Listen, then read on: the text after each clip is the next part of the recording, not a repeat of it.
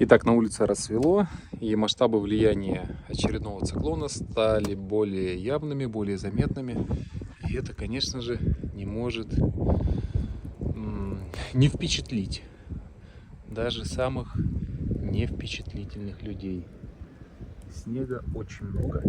Снег мокрый, снег плотный и, конечно же, очень тяжелый. Все то, что мы здесь расчищали вчера и позавчера, все это уже скрыто под новым толстым слоем снега. Все машины заметены по самую крышу.